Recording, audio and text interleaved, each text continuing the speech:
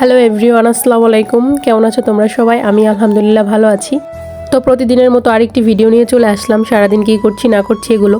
তো আজকে সকাল সকাল ঘুমটা ভাঙলো মায়ের ডাকে। মা ডাকলো যে তাড়াতাড়ি উঠে পড়ো, তোমার বাবা অনেকগুলো মাছ পাঠাইছে। দেখেন অনেকগুলা মাছ, মানে অনেকগুলো, এখানে দেখে বোঝা যাচ্ছে কিনা জানি না, বড় এক ঢিস মাছ পাঠাইছে। এগুলো ছোট মাছ, এগুলো কাটতে অনেক লোক লাগবে।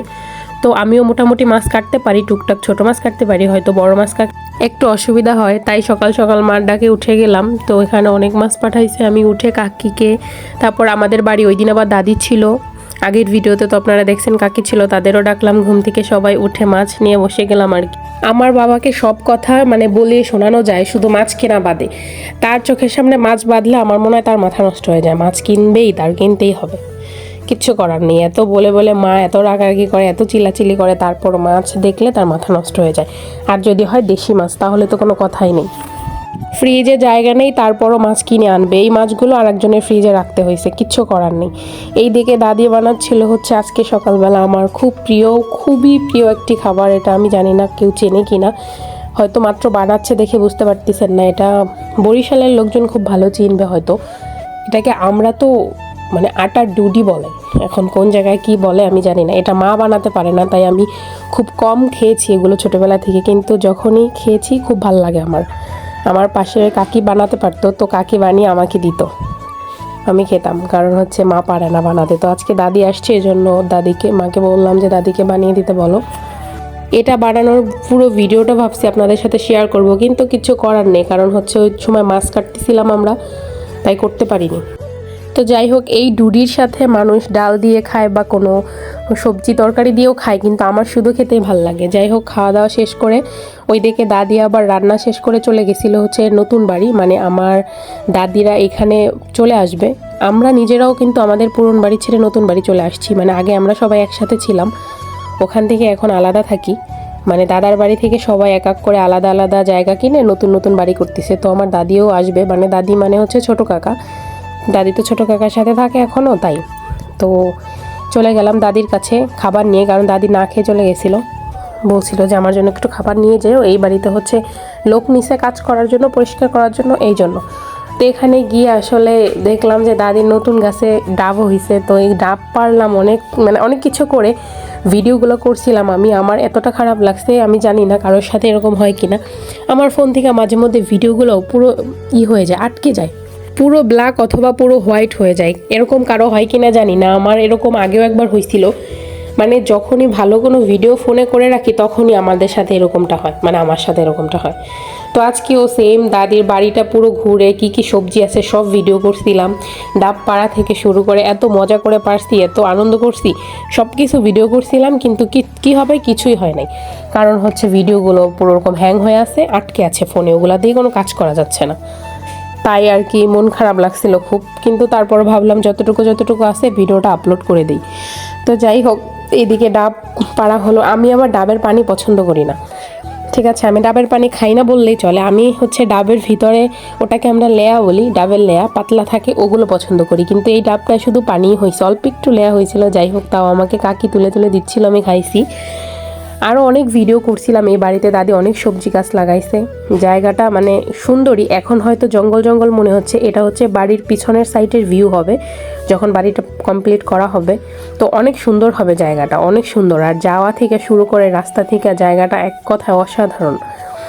এটা হচ্ছে দাদির বাড়ি থেকে বের হনোর রাস্তা, রাস্তার অপোজিটে বাড়িটা, মাঝখানে একটা নদীর মতো ছোট খাল বলি আমরা এটাকে। তো ভিউটা একেবারে অসাধারণ। বাড়িটা যখন কমপ্লিট হবে আমার মনে হয় অনেক দারুণ লাগবে, জায়গাটা খুবই সুন্দর। যাই হোক, দেখতে দেখতে ওই দিকের কাজ সব কমপ্লিট। দাদিকে খাবার দিয়ে আমরা দাদির বাড়ি থেকে খেয়ে ডাব খেয়ে, তারপর আরও পেঁপে ছিল, ওগুলো আমি ভিডিও করছিলাম, কিন্তু ভিডিওগুলো সব ডিলিট হয়ে গেছে। এগুলো কেটে খেয়ে চলে আসলাম। আমাদের বাড়ির আশপাশটা রাস্তাগুলো আসলে আমার কাছে খুবই ভাল লাগে। এখানে আমি মনে হয় রাস্তায় সারাক্ষণ যদি কেউ বসে থাকতে দিত, কিন্তু আসলে রাস্তায় তো বসে থাকতে দিবে না, কিন্তু চারপাশটা এত সুন্দর, খুবই মনোরম পরিবেশ, অসাধারণ লাগে আমার কাছে। আমি বড় হয়েছি এখানে, তারপর আমার কাছে কখনো এমনও মনে হয় না যে এখানে অনেক দিন থেকে গেছি এখন জায়গাটা ভাল লাগে না, কিন্তু যত দিন যায় তত আরও বেশি ভালো লাগে। তো এখানে একটা মেয়ে না, আসলে একটা মহিলাকে দেখতে পেলেন। উনি আমাদের সম্পর্কে ফুফু হয়। ওনার মাথায় একটু সমস্যা, একটু না অনেকটাই সমস্যা, সারাক্ষণ রাস্তা দিয়ে ঘুরে।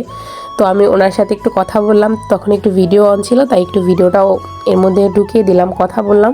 উনি আমাকে চিনে, যখন বললাম আমাকে চিনেন, পরে বলতেছে যে না চিনি নাই তো, তুমি কে? যখন বাবার কথা বললাম পরে বলছে ও আচ্ছা তুমি, তোমাকে তো আমি চিনি। মানে উনি কী করে, সারাদিন রাস্তা দিয়ে ঘুরে জঙ্গল পাতা এগুলো কুড়ায়, ঠিক আছে? ওনার হচ্ছে এটাই স্বভাব। আর হচ্ছে ওনার বাড়িটা আমাদের এখান থেকে একটা বড় বাজার আছে অনেকটা দূরে, ওইখানে। তো উনি ওইখানে হাইটে হাইটে যায়, আর এখানে হচ্ছে আমাদের এখানে হচ্ছে ওনার ভাইয়ের বাড়ি, এখানে হেঁটে হেঁটে আসে। মানে প্রতিদিন মনে হয় 4-5 বার আপ ডাউন করে। কিভাবে করে মানে সে জানে আর তার আল্লাহ জানে। খুব আস্তে আস্তে হাঁটে, তারপরও প্রতিদিন ওখানে যায়, এখান থেকে আসে, ওখানে যায়, এখান থেকে আসে।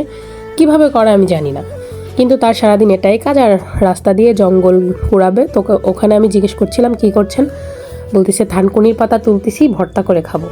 যাই হোক, তারপর বাড়ি চলে আসলাম। বাড়ি এসে বাবা কদবেল নিয়ে আসলো, সেগুলো খেলাম। তারপর কাজে লেগে পড়লাম, দাদিও চলে আসছে ততক্ষণে। তো আজকে দাদিকে বললাম দাদি তুমি রান্না করো, তোমার রান্না খাবো আজকে।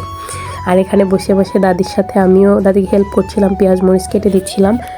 আর দাদি তো আমার ভিডিও করা পছন্দ করে না, আপনারা জানেন, আগের ভিডিওতে বলছি। তো আমি ভিডিও বারবার করতেছিলাম, মুখ ওঠানো ট্রাই করতেছিলাম, কিন্তু চেল্লাচিল্লি শুরু করছে আর বলতেছে যে কেন ছবি তুলতেছে। আমি বলছি কি দাদি যদি আমি ভয়েস দিতে পারি না, যদি দিতে পারতাম তাহলে শোনাইতাম। বলছি দাদি একটা কাজ করি, তোমাকে ভিডিও করে একটু ভাইরাল করে দেয়, যদি একটা দাদা খুঁজে পাওয়া যায়। পরে এগুলো নিয়ে হাসাহাসি করতেছিলাম। দাদি বলতেছিল মাকে এই তোমার মেয়েকে চুপ করতে বলো, না হলে কিন্তু দেখো কী করি, ঠিক আছে? যাই হোক, যাই করুক না করুক, বেশি কথা বলুক, কম বলুক, খারাপ বলুক, ভালো বলুক, দাদি বেঁচে আছে তাই বলতে পারতেছে, না বেঁচে থাকলে তো বলতে পারতো না। এই দাদির আদর তো অনেকে পায় না, তাই না? আমরা পেয়েছি, এটাই তো ভাগ্য।